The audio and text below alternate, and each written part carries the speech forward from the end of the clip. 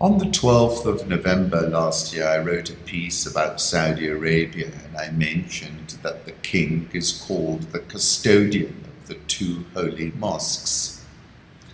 And I was referencing MBS, who is the alleged owner of Leonardo da Vinci's Salvatore Mundi, which is a painting of Christ as Salvator Mundi, Saviour of the world, dated to circa 1500. The painting shows Jesus in Renaissance dress giving a benediction with his right hand raised and two fingers extended, while holding a transparent rock crystal orb in his left hand. The rock crystal orb, of course, reappeared during Trump's visit to the Desert Kingdom. The painting at that time was in the Louvre in Abu Dhabi, which I visited. It was very beautiful. And I said it was there because the optics of his $450 million purchase did not sit well with being the son and heir to the kingdom. And that's the reference to the two holy mosques after all. And then I came across this extraordinary investigative journalism in narrative by Jay Kotka. Saudi Arabia's Crown Prince Mohammed bin Salman appears to have lost the world's most expensive painting.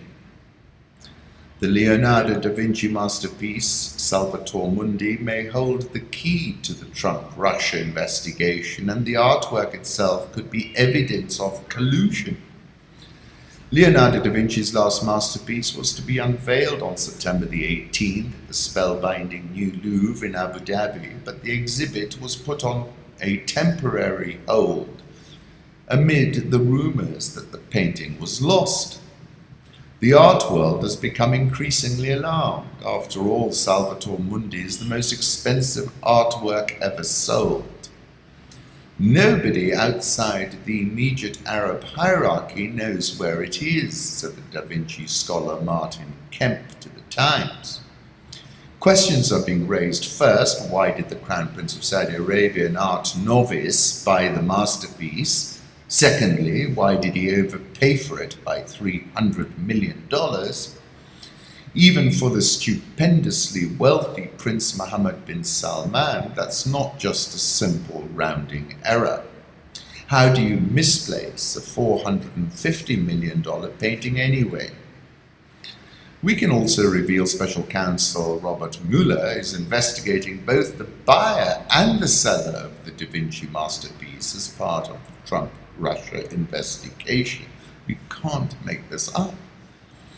All the intrigue suits Salvator Mundi's already storied past well, but as I write this, no one has seen the rare masterpiece in over a year, and its exact whereabouts have been unknown for over 100 days.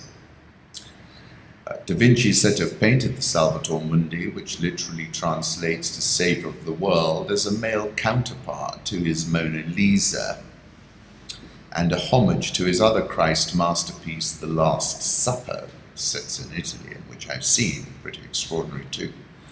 The result of those intersecting ideas is an eerie portrait of Jesus Christ in a blue Renaissance robe, offering benediction with his right hand raised while holding a glass orb in his left.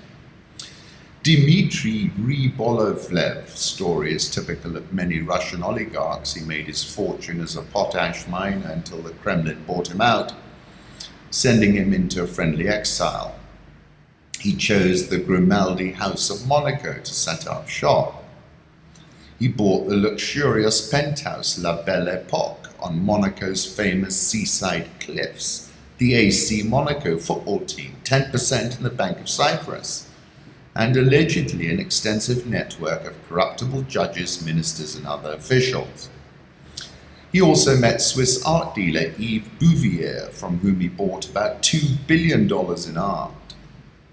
Officially paid Bouvier 2% commission per painting, but later found out that the Swiss art dealer was also acting for the seller, marking up prices, pocketing the margin along with both buyers and sellers' commissions. This is how Rybolovlev came to own the Salvator Mundi for $127 million instead of its valued $80 million. Since 2013, the now $127 million Salvatore Mundi has been hanging in Rybovlev's penthouse in New York City. Sees no shame in the $47 million lost in the purchase, and it wouldn't be the first time someone accused him of overpaying. In addition to several corruption investigations in Monaco and Europe, he's also under investigation by Robert Mueller for, listen to this, the $95 million purchase of Donald Trump's home in Palm Beach in 2006, which Trump had bought 4 years earlier for $41 million. There was no market reason for the $54 million markup except to save Trump from another bankruptcy. Close to Putin, regularly mixes affairs of state with personal business. In 2016, he met Trump twice in the final days of the campaign. Both men deny the meetings took place, but radar tracking reveals their planes coincided on airport tarmacs in both Charlotte, North Carolina, and Las Vegas just days before the election. And then talking about the Trump Tower meeting between Donald Trump Jr., the Russian lawyer, and the significant offer of dirt on Hillary Clinton, to which Don Jr. famously responded, "I love it." More significant meeting took place at Trump Tower 3 weeks later, which has received far less coverage, yet it may be the most important evidence of collusion Robert Mueller has uncovered.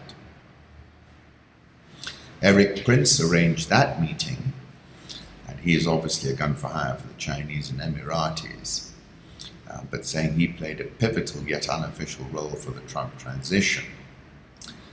George Nader was in that meeting, who was acting as an emissary for MBS and MBZ.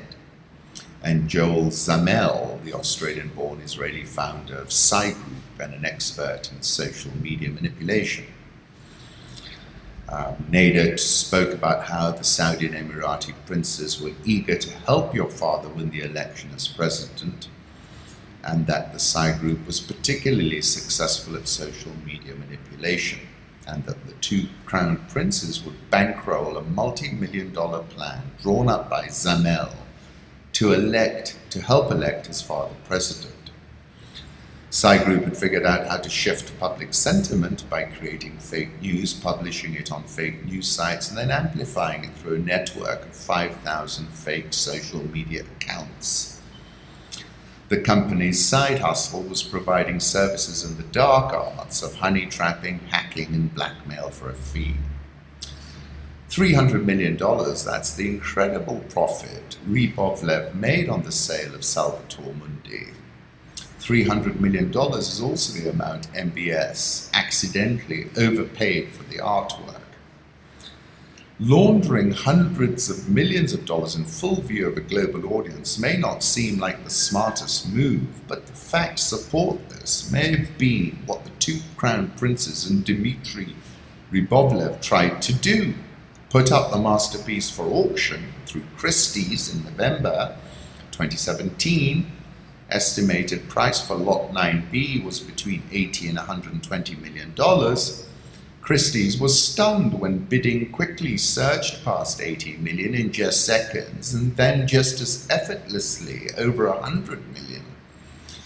Two anonymous bidders continuously outbid each other, not stopping until they had run the price up to $450.3 million, making it the single most expensive work of art ever sold at auction. In the ensuing days, listen to this, the New York Times unmasked Crown Prince MBS as the masterpiece's real buyer, but the identity of the second bidder stayed hidden for months. In March, the Daily Mail revealed the counter bidder was, check this out, Abu Dhabi Crown Prince MBZ. The princes claimed they had no idea the other was bidding and dismissed the whole thing as a mistake. Up until now, Mueller's focus has been squarely on Russian collusion, but as citizens from other countries are implicated, it seems the special counsel has widened his purview from just collusion with Russia to collusion with a multi-nation alliance of at least 4 countries, including Russia, Saudi Arabia, the UAE, and Israel.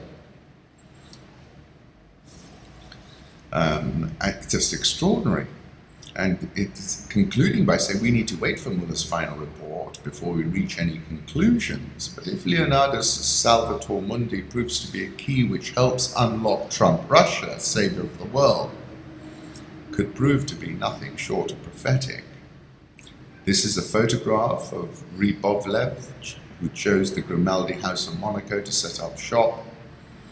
This is a photograph of George Nader with MBS. The basic idea is that the sale was a $300 million money laundering scheme that happened in broad daylight. I take you back to the 7th of August 2017, when I said any financial expert will tell you that Trump's financial affairs are a smoking gun. Deutsche Bank loans were surely mirror transactions, I said, where Deutsche Bank was a commission agent interposed between Trump and the real lender. All those sales where Trump proclaimed himself a genius because they were so off-market, we would all be incredulous, were essentially just that, incredible.